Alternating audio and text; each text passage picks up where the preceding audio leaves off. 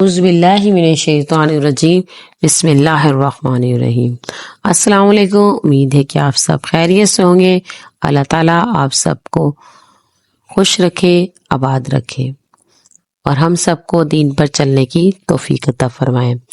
آج میں آپ کو نماز کی فرضیت احادیث کے ذریعے بیان کروں گی کہ حضور اکرم صلی اللہ علیہ وآلہ وسلم نے ارشاد پاک ہے کہ اللہ تعالیٰ نے ارشاد فرمایا کہ میں نے تمہاری امت پر 5 نمازیں فرض کی ہیں اور اس کا میں نے اپنے لیے عہد کر لیا ہے کہ جو شخص ان 5 نمازوں کو ان کے وقت پر ادا کرنے کا اہتمام کرے اس کو اپنی ذمہ داری پر جنت میں داخل کروں گا، اور جو ان نمازوں کا اہتمام نہ کرے تو مجھ پر اس کی کوئی ذمہ داری نہیں۔ ابو داؤد شریف کی روایت ہے۔ اسی طرح حضور اکرم صلی اللہ علیہ وسلم نے فرمایا کہ نماز کے بارے میں اللہ تعالیٰ سے ڈرو، بار بار ارشاد فرمایا کہ نماز کے بارے میں اللہ سے ڈرو، نماز کے بارے میں اللہ تعالیٰ سے ڈرو۔ اسی طرح ایک اور روایت ہے، حضور اکرم صلی اللہ علیہ وسلم نے ارشاد فرمایا ایک مرتبہ حضرت جبرائیل امین آئے اور کہنے لگے اے محمد، خواہ کتنا ہی آپ زندہ رہیں آخر ایک دن مرنا ہے، اور جس سے چاہے محبت کریں آخر ایک دن جدا ہونا ہے، اور آپ جس قسم کا بھی عمل کریں اس کا بدلہ ضرور ملے گا۔ اس میں کوئی شک نہیں کہ مومن کی شرافت تہجد کی نمازیں اور مومن کی عزت لوگوں سے استغنا ہے۔ حق و تعالیٰ کا ارشاد ہے کہ آدم کی اولاد، تو دن کے شروع میں 4 رکعتوں سے عاجز نہ بن، میں تمام دن تیرے کاموں کی کفایت کر دوں گا۔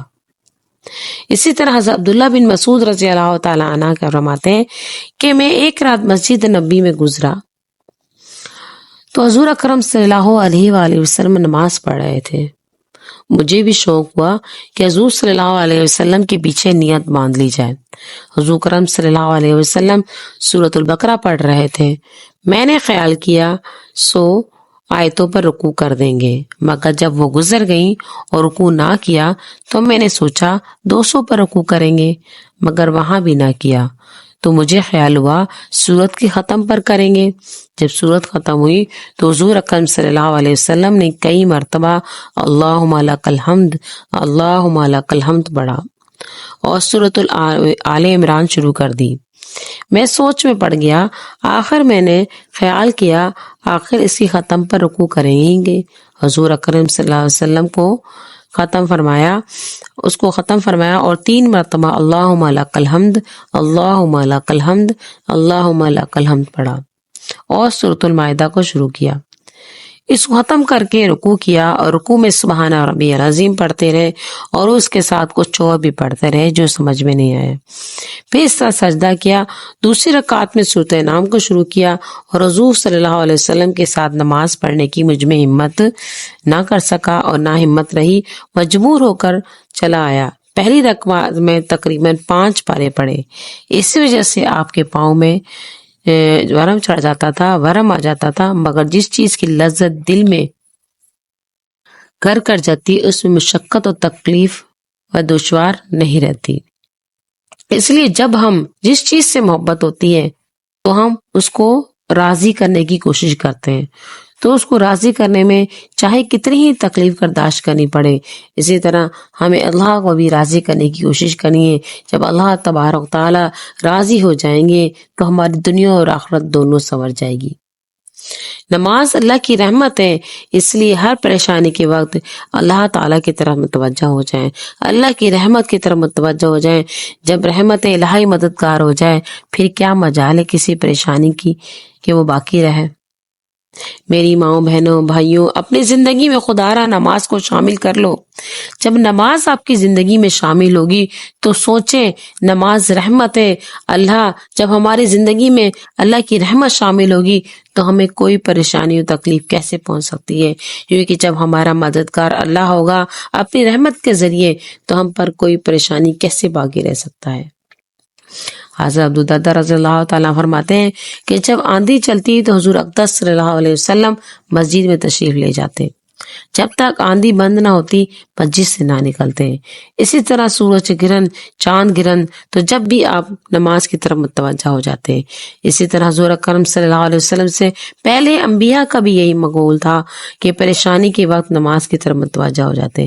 یہاں تک کہ اگر کسی کے بارے میں فرماتے ہیں کہ حضرت ابن عباس ایک مرتبہ سفر میں تھے اور راستے میں اطلاع ملی کہ ان کے بیٹے کا انتقال ہو گیا.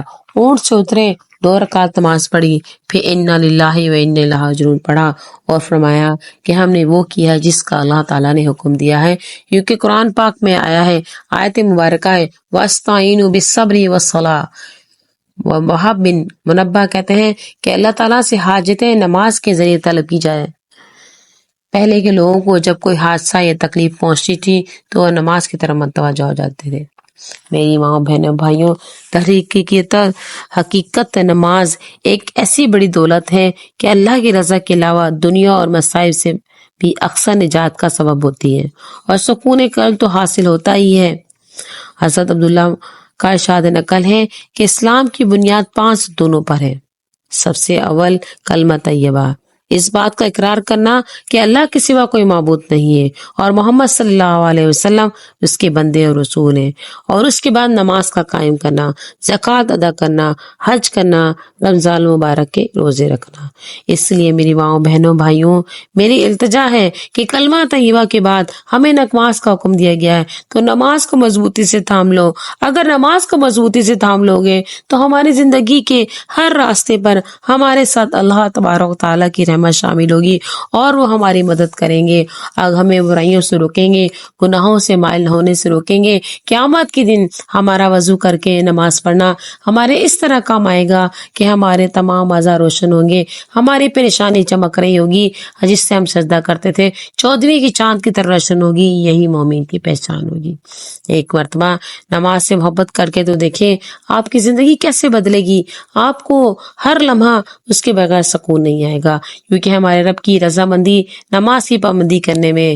جب ہم نماز کے پابند ہو جائیں گے تو ہمارا رب راضی ہو جائے گا، اور جب ہمارا رب راضی ہو جائے گا تو ہماری دنیا اور آخرت دونوں سنور جائے گی.